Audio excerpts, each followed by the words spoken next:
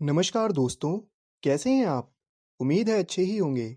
दोस्तों, हमारे आज के चैप्टर का टाइटल है पॉलिटिकल पार्टीज़। तो आइए दोस्तों शुरू करते हैं। दोस्तों, सबसे पहले हम देखते हैं कि पॉलिटिकल पार्टीज़ का मीनिंग क्या होता है। पॉलिटिकल पार्टीज़ होती क्या हैं? दोस्तों, हम डेमोक्रेसी के बारे में ऑलरेडी जानते हैं और हम ये भी जानते हैं कि बिना इलेक्शन के डेमोक्रेसी का कोई मतलब नहीं है और ऐसे ही पॉलिटिकल पार्टी के बिना इलेक्शन का कोई मतलब नहीं है। दोस्तों, आज से तकरीबन 100 साल पहले पूरी दुनिया में कुछ ही देश थे जहां पॉलिटिकल पार्टी थी, लेकिन अब कुछ ही देश ऐसे बचे हैं जहां पॉलिटिकल पार्टी नहीं है। तो ऐसा क्यों हुआ कि पूरी दुनिया में पॉलिटिकल पार्टी इतनी इंपॉर्टेंट बन गई? आइए देखते हैं। दोस्तों, अगर हम पॉलिटिकल पार्टी के मीनिंग की ओर देखें, तो पॉलिटिकल पार्टी का मतलब होता है कि लोगों का ऐसा ग्रुप जो साथ में आए और इलेक्शंस लड़े और अगर जीते तो गवर्नमेंट बनाए। दोस्तों, गवर्नमेंट जो पॉलिटिकल पार्टी जीतती है वही बनाती है। जैसे प्रेजेंटली बीजेपी की गवर्नमेंट है। हमारे देश में बीजेपी एक बहुत बड़ी नेशनल पार्टी है। ऐसे ही और पॉलिटिकल पार्टीज भी हैं, जैसे कांग्रेस, आम आदमी पार्टी, समाजवादी पार्टी, एटसेट्रा। अब अक्सर इलेक्शन के टाइम पे आपने देखा होगा कि पॉलिटिकल पार्टी अक्सर काफ़ी एक्टिव हो जाती हैं।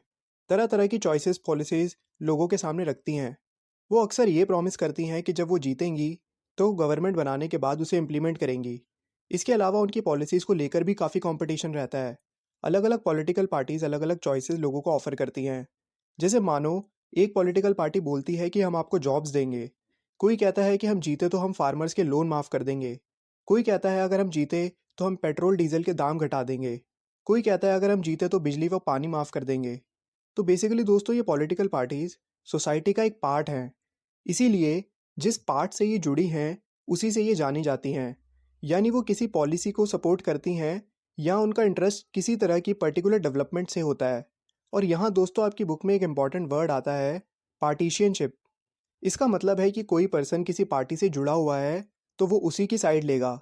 यहाँ पे वो अपना बैलेंस व्यू नहीं देखेगा, बल्कि पॉलिटिकल पार्टी, यानी जैसे अगर मैं बोलता हूँ कि बीजेपी एक पॉलिटिकल पार्टी है, तो किसी मुद्दे को लेकर उसका क्या पॉइंट ऑफ व्यू है, तो उसके पॉलिटिकल पार्टी के मेंबर्स उसी के व्यू को आगे सपोर्ट करते हुए देखेंगे और उसको लोगों को प्रोपोगेट करेंगे। दोस्तों, किसी भी पॉलिटिकल पार्टी के 3 कंपोनेंट्स होते हैं। Number first, the leader. Number second, the active members.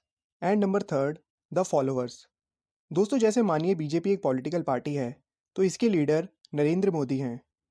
Political party के सारे कार्यकर्ता, यानी जो पार्टी के अंदर काम करने वाले लोग हैं, जो उसके मेंबर्स हैं, वो हुए उसके active members.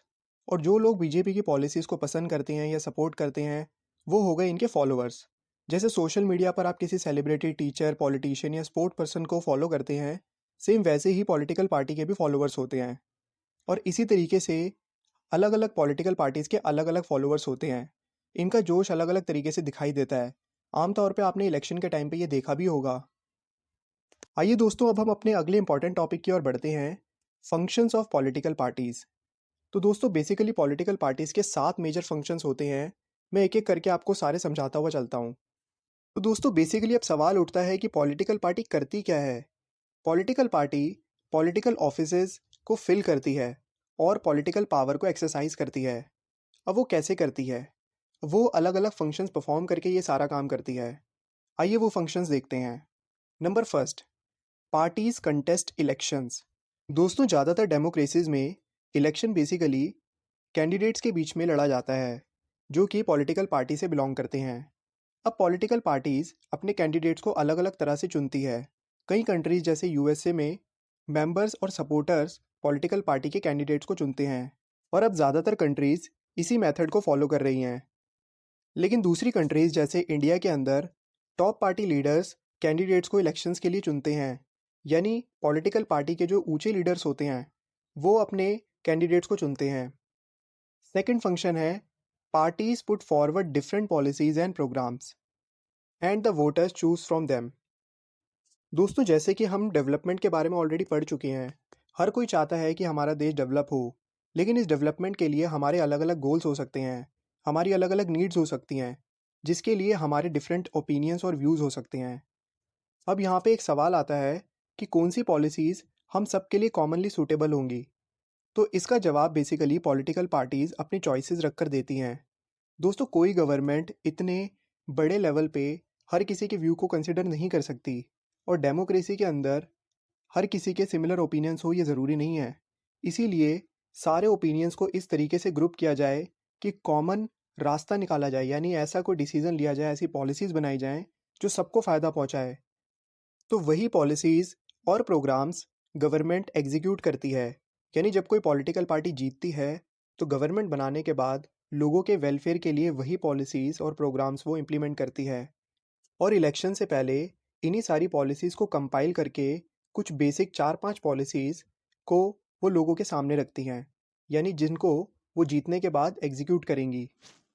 Number third, parties play a decisive role in making laws for a country. तो दोस्तों, जैसे हम देखते ही हैं कि गवर्नमेंट टाइम टाइम पे अलग अलग लॉज बनाती है। लॉज हमारे देश में देश को रेगुलेट करने के लिए बहुत ज़रूरी हैं, और डेवलपमेंट के लिए भी ये फ़ायदेमंद हैं। तो लॉज बेसिकली वही पॉलिटिकल पार्टीज बना सकती हैं जो गवर्नमेंट में प्रेजेंटली हो, यानी जो रूलिंग पार्टी होती है। अब एक चीज़ और है दोस्तों, ये ज़रूरी नहीं कि उस पार्टी के सारे मेंबर्स पॉलिटिकल पार्टी के पॉइंट ऑफ व्यू से एग्री करते हों। हो सकता है कि उनके अपने पर्सनल ओपिनियन हो, लेकिन एक तरीके से उनको पॉलिटिकल पार्टी के पॉइंट ऑफ व्यू को सपोर्ट करना ही पड़ता है। Number fourth, parties form and run governments.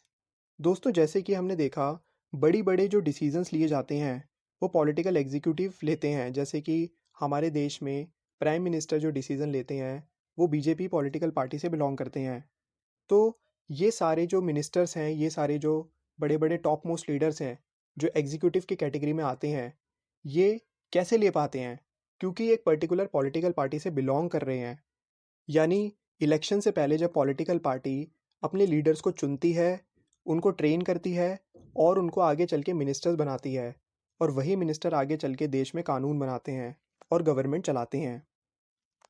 Number fifth, those parties that lose in the elections play the role of opposition to the parties in power.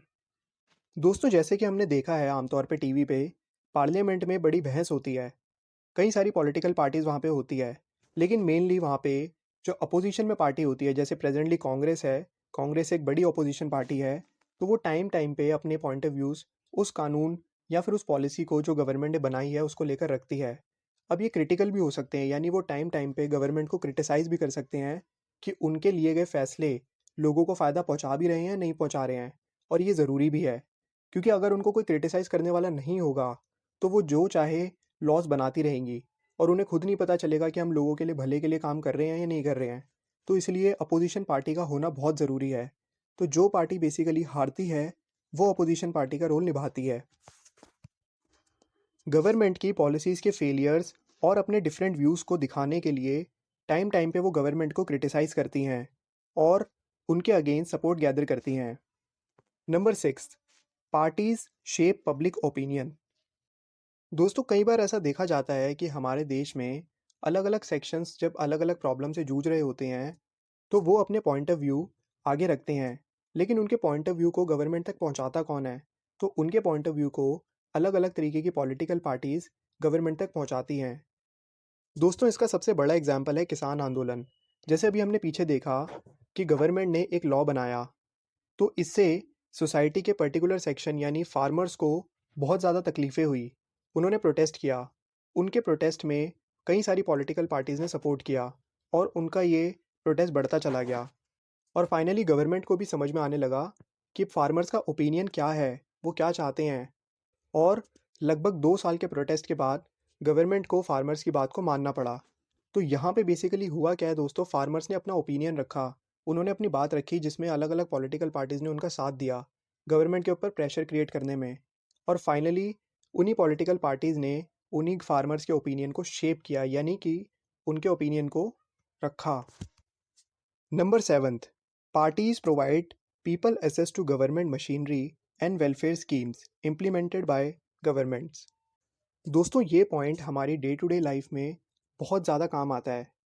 Government के अलग अलग departments हैं, उनके अलग अलग मिनिस्टर्स होते हैं, उनसे नीचे लेवल के मिनिस्टर्स होते हैं, उनसे नीचे लेवल के ऑफिसर्स होते हैं, और फिर लोकल लेवल पर भी गवर्नमेंट के लीडर्स होते हैं। अब जैसे मान लीजिए कि जैसे मैं किसी गवर्नमेंट के डिसीज़न को लेकर खुश नहीं हूँ। अब डायरेक्टली तो मैं नरेंद्र मोदी जी तक पहुँच नहीं सकता, तो मैं अपने आसपास के जो लोकल लीडर होंगे बीजेपी के, उन तक पहुँचने की कोशिश करूँगा। मैं कोशिश करूँगा कि मैं अपनी बात उन तक पहुँचाऊँ, फिर वो उनसे आगे लेवल के जो ऑफ़िसर्स हैं, जो उनसे ऊपर लेवल के मिनिस्टर्स हैं, उन तक मेरी बात पहुँचाएँ। हो सकता है इसमें थोड़ा टाइम लगे, लेकिन फाइनली मेरे को एक भरोसा ज़रूर रहेगा कि मेरी बात कभी ना कभी तो वहाँ तक पहुँचेगी। और अगर ऐसा नहीं होता है, तो दोस्तों मेरे पास ये ऑप्शन रहेगा कि मैं अगले इलेक्शन में उनको वोट ना देकर उन्हें हरा सकता हूँ। ये बात सिर्फ मेरे पे लागू नहीं होती। पॉलिटिकल पार्टीज़ को पता होता है कि हमारे देश में हज़ारों ऐसे लोग हैं या लाखों ऐसे लोग हैं जिनको डेली बेसिस पे या वैसे भी कभी ना कभी कोई प्रॉब्लम अराइज़ होती ही होगी। इसीलिए उनके एक्टिव मेंबर्स और उनके लोकल लीडर्स लोगों तक आम तौर पे पहुंचते हैं। आम तौर पे इलेक्शन के टाइम पे आपने देखा होगा, लोकल लीडर्स हमारे घरों में आते हैं। वो पूछते हैं कि सड़कें कैसी हैं, या बिजली आपको पानी सही से मिल पा रहा है नहीं मिल पा रहा है, या बिजली आपको टाइम पे मिल रही है कि नहीं मिल रही है, और हम आपके लिए आगे क्या कर सकते हैं, आप हमें बताइए। तो दोस्तों उन्हें पता है कि अगर वो हमारी प्रॉब्लम नहीं सुनेंगे, वो हमारी नीड्स को नहीं सुनेंगे, तो अगले इलेक्शन में वो नहीं आ पाएंगे। तो इसीलिए उनको हमारी नीड्स और हमारी विशेस को लेकर रिस्पॉन्सिव होना ही पड़ता है। तो दोस्तों यहाँ पर मैं इस वीडियो को ख़त्म कर रहा हूँ। अगले पार्ट में मैं आपको पॉलिटिकल पार्टीज़ की ज़रूरत के बारे में बताऊँगा, और कितनी पॉलिटिकल पार्टीज़ होनी चाहिए इसके बारे में हम पढ़ेंगे। अच्छा दोस्तों, आपसे मिलेंगे अगले पार्ट में। तब तक के लिए देखते रहिए खेल खेल में ज्ञान। Okay, thank you.